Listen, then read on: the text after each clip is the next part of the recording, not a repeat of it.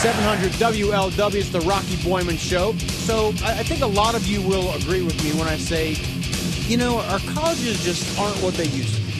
Between the seemingly rampant partying and drinking and sex and drugs and the protesting that we're seeing on TV when we turn it on, and the seemingly anti-American ideals that the teachers and the professors are teaching our students, you wonder, is it all worth it anymore? Then you combine that with how many horror stories do we all know of someone with just the crippling debt that our students are now accumulating. Guys are 25, 30, 35 years old and still can't get out from underneath this debt. Again, you wonder, is it all worth it? Now, it's been brought to my attention, even more, in my opinion, criminal thing going on. That's these colleges, these universities, right here in Ohio, are actually incentivizing students to take longer to graduate. Normally, you get your degree in 4 years.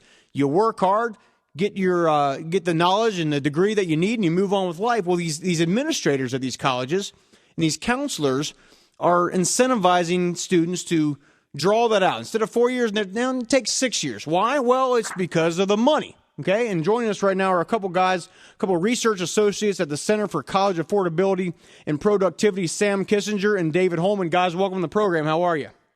Hey, thanks for having us. Absolutely. So, David, let me start with you. You guys have done some research here in Ohio. Talk first about how there's basically two types of systems that colleges use to, I guess, charge a student. One is by the credit hour, and the other is by the semester. And obviously, a university that is charging by the credit hour, they are now incentivizing students to draw that out so they can get more money. Tell us what your research has shown.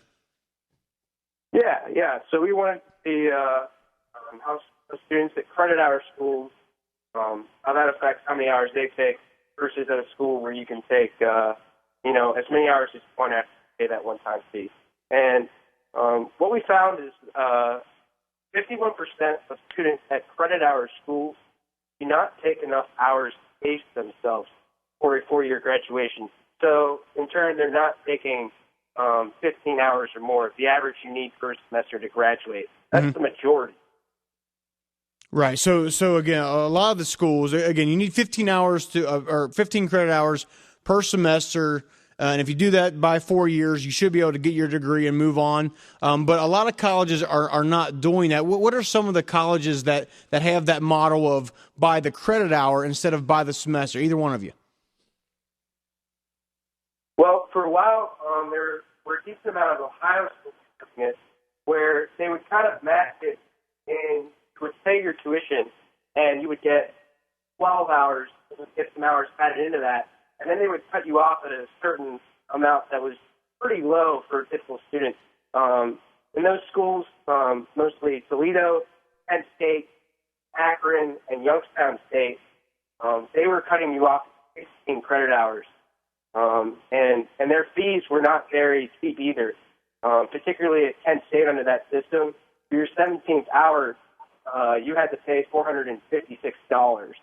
So if you were taking 18 credit hours, you had about over $900 additional. Really? So again, say a student wanted to be proactive and wanted to take a lot on there and put a lot on their plate and try to get their degree and get back out in the job force. The schools were in fact de-incentivizing that. They were charging more if you wanted to put more workload on yourself, which in my opinion, it should be part of the university's code, or what they should want to happen is you to take on as much as you can. That in fact helps prepare you for life. But you're saying some of these schools are in fact doing the opposite, charging more if a student wants to take more on. Sam, is that kind of the case? Yeah, that's correct. And in today's, 80% of the students today will change their major while in college. And, we want the systems to be accommodating for those students who want to change their major within college. So, if they're charging more for the 17th hour, students can't take that for financial reasons. It's it's really a burden on a lot of students. Yeah, I mean, it seems like, to your point, I think a lot of students do that. You go to college and you say, I want to study medicine, right? And you go for a semester or two, and maybe this isn't kind of what I want to do, but I still want to graduate. Now I've kind of figured out what I want to do, but now I got to take more credit hours because maybe some of the first ones I took aren't going to apply to my major, so I got to double up. I got to take 6 or 7 classes, 18 hours. But the schools are not allowing, or I should say not allowing, but they're hurting students for doing this. When again, a lot of students are, changing their major and deciding things kind of on the fly. Yes. And speak on those fees, they're kind of hidden. A high school senior is not going to think about these, and it's not communicated. Give you an example. Go to Alabama, go to the University of Alabama and Auburn. You take 4 years of schooling at each of those schools with, 15 hours a semester. Each school runs you about $104,000. Wow. The difference, though, is Alabama is similar to what Kent State was. They cut you off at 16, and you would have to pay additionally, whereas Auburn is away from that, where you pay for 12, and you can take as many as you want. And like I said, tuition at both for over 4 years would be about $104,000. But if you were at Alabama and you took an extra course each semester for 4 years, your tuition goes from $104,000 to $121,000. So a $17,000 increase. While your tuition at Auburn would stay the same. Yeah, I mean that seems almost criminal. It really does. And again, here are these universities that it's all about. They seem to speak out against capitalism, and it seems to be a very liberal kind of minded thing at these universities. That's just kind of my opinion. You guys don't have to agree or disagree with that. But but here they are. Actually, it's like the best business going, right? I mean, they're trying to literally squeeze every nickel they can. I mean, here's students again that are trying to you want to get your degree and get out into the workforce. I mean, by the way, if you take instead of taking 4 years, you take 6 years. Not only is that more cost, but it's also 2 less years that you're not in the workforce making money. I mean, it's just setting you behind further and further, is it not? Yeah, that's right. And it's a tragedy today. I mean, the 4-year graduation rate is about 33%. And, the system that a school will choose is prohibiting students from graduating on time. So, what is this? This nationally across the country, only 33% of students nationally graduate in 4 years. Yeah, that's right.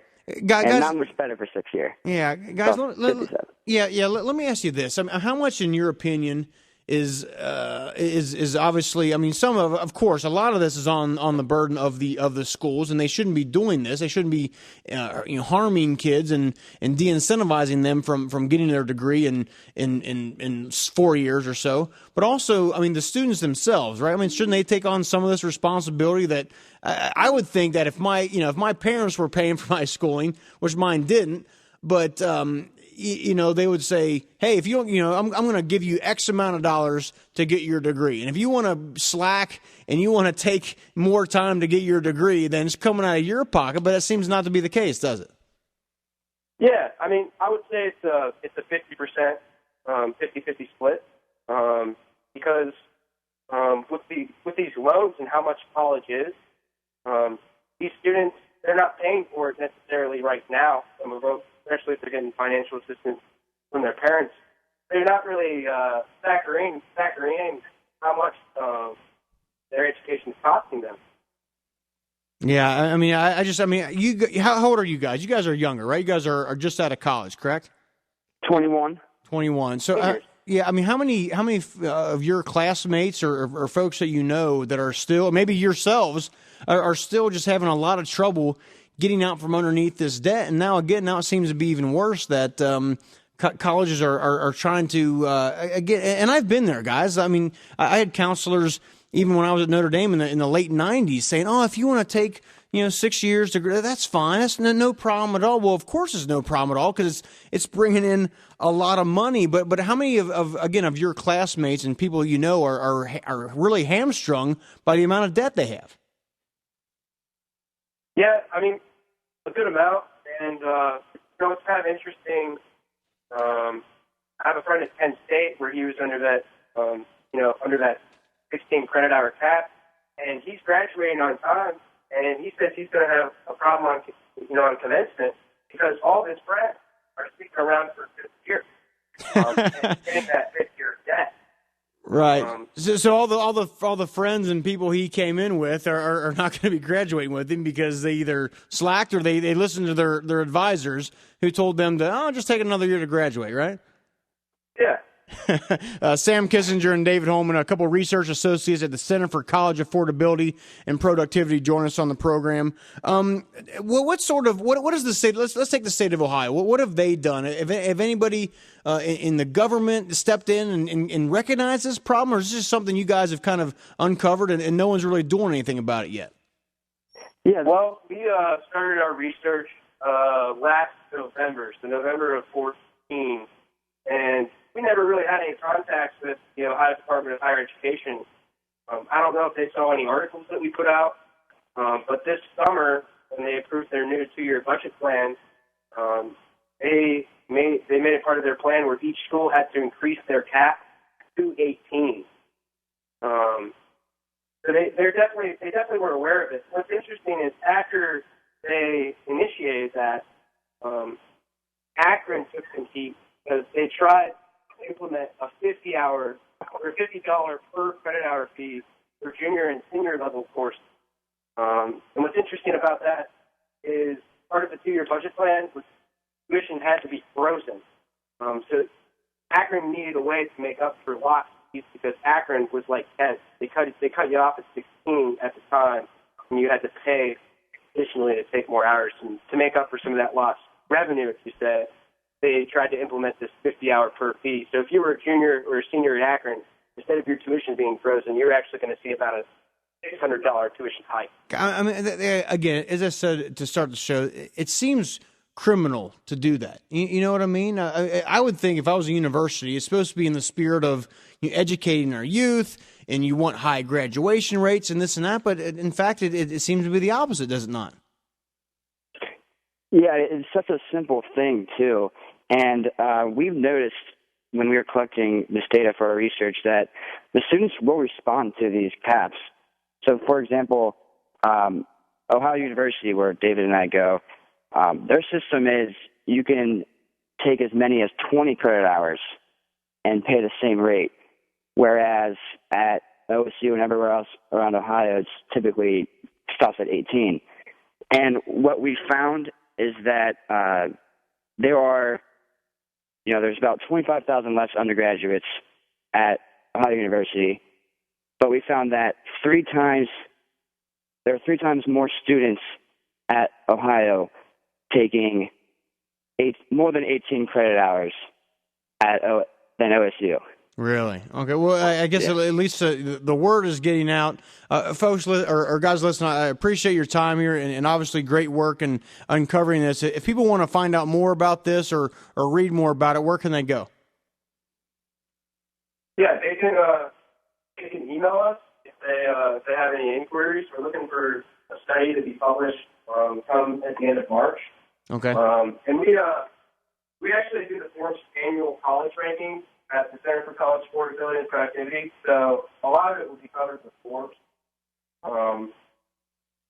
Email us is probably the best.